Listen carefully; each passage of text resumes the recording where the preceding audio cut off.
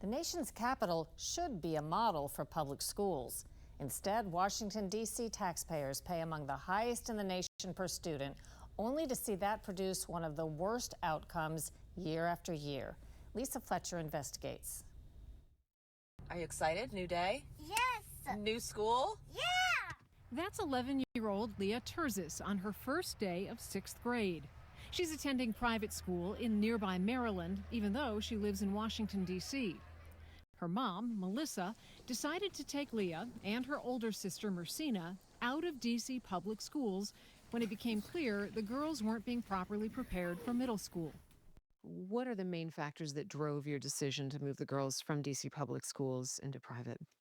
So having a lack of confidence in some of the subjects that they were going to be able to grasp what they needed to be successful in middle school and high school. A glaring example jolted Melissa when her older daughter was in the 2nd grade. She came home one day in September and we said, oh, tomorrow's a new month. And she couldn't figure out what month came after September. And we were thinking, what did we miss? Were we supposed to do that? As for Leah, she struggled with math and was falling behind, lost in a sea of students. Any thoughts on what the rest of your education is going to be like being in a private school? What do you want it to be? I want it to be really organized in a way, and I want to be a lot more organized than I was at my old school, because in my new school we get planners and we have to fill them out. We didn't have that at the old school. The Terzis' decision to pay to put their girls in this private school in another state is a result of a long-standing controversy in the nation's capital. Washington, D.C. spends more per student than most any other school system in the country, yet consistently ranks near rock bottom in terms of how well kids learn. According to a 2024 report, taxpayers here spend close to $27,000 per student each year, well above the national average and second only to New York.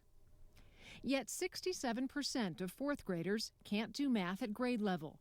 70% are failing reading standards. By 8th grade, it gets worse. 80% fall below grade level in math, 75% in reading. As a parent, are you getting your money's worth? Nope.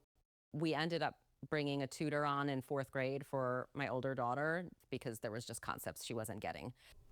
Carly Sessoms teaches 4th grade in Washington, D.C. public schools and believes district leadership is the problem, allowing students who struggle with the basics to advance. If we are moving children through the system that are not proficient in reading and writing and basic math, how are we serving that child when back when they were 9 or 10 years old, we saw this potential path for the next 5 to 7 years? It's tragic.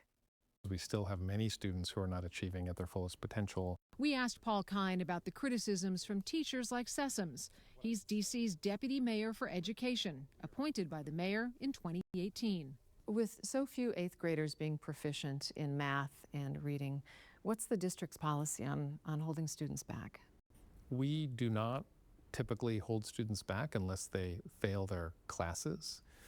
So if you pass your classes and you have achieved the milestones that we expect of you, then you can move on to the next grade. If you retain students, you actually end up with worse outcomes for those students than if you don't. Are taxpayers getting the value out of their dollar here? Yes, 100%. It's true that we're starting from a foundation that none of us would be proud of and that none of us want. But the question I think that families ask is, are you actually doing your best to continue to improve the learning outcomes? There's no quote-unquote silver bullet for any of this. But are we making the right investments that are causing our schools to do better and better every? And the answer is yes. 33% proficiency in 4th grade math doesn't seem better, but Kine points out that's up from 24% just 2 years earlier, giving D.C. the biggest gain among urban districts. Still, not good enough for families like the Terzises, who say they can't afford to waste time. There's so much change, but there's so much stuff that happens to prep them for high school. We wanted to actually just get them out and get them into a private school where there would be a lot more hands-on education. They definitely get a lot more focus. They get a lot more attention. Nobody's left behind. A number of school systems similar in size to D.C. actually spend less and get better results. Austin, Texas, and Charlotte, North Carolina spend about half of what D.C. does, and they do better on the nation's report card. But in urban districts of similar size, D.C. is the fastest improving in the nation. Comparisons like this can be difficult because there are a lot of variables like student population, demographics, and cost of living. In Washington, D.C., I'm Lisa Fletcher for Full Measure.